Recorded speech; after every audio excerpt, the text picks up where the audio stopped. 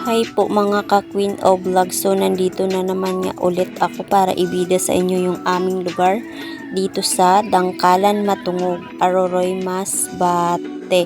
Umagang-umaga pa lang ay nag-video na agad si Queen of Vlog bago work kasi nga nagbakasyon lang naman dito ako sa aming lugar. So umagang-umaga pa lang nga ay napakainit na, ayan kung makikita ninyo.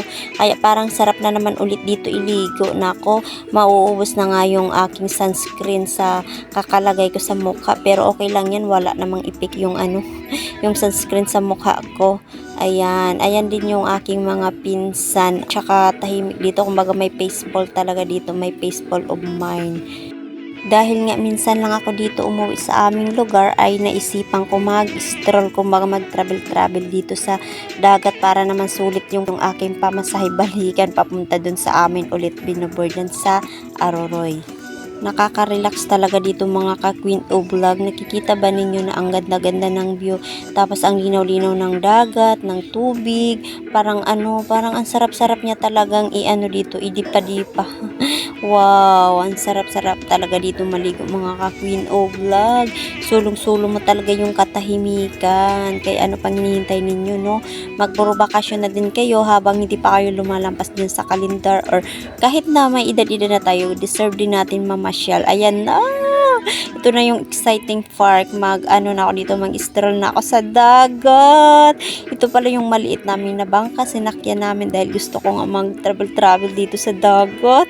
Naku, namimiss ko talaga mag-ikot-ikot dito. Kaya ito na. Wow, with my mother. Ayan nga yung aking mother, sumama din siya.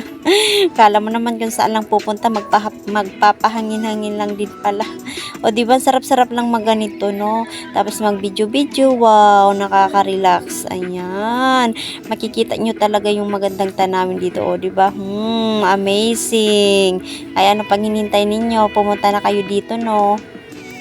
Alam mo yun, kahit na nagkakaedad na ako, ay namimiss ko talaga dito kung saan ako lumaki. Kaya nga pag umuwi ako dito, sinusulit ko talaga, kumukuha ako ng mga buko at kumakain ako ng mga preskong isda kasi bagong huli lang yun. Tapos ayan, papakita ko sa inyo yung yung view ng Matungog dito sa dagat. Ito pala yung yung part ng Matungog papunta sa amin doon sa Dangkalan. Hindi man marirelate yung lahat ng nanonood dito sa aking video, ay okay lang naman dahil yung totoong nakaka-relate lang naman ito yung mga taong lumaki talaga sa ganitong lugar katulad ko. Kaya nga gumawa ko ng video para naman ma-share ko sa inyo yung kaganapan sa mga hindi nakakauwi dyan.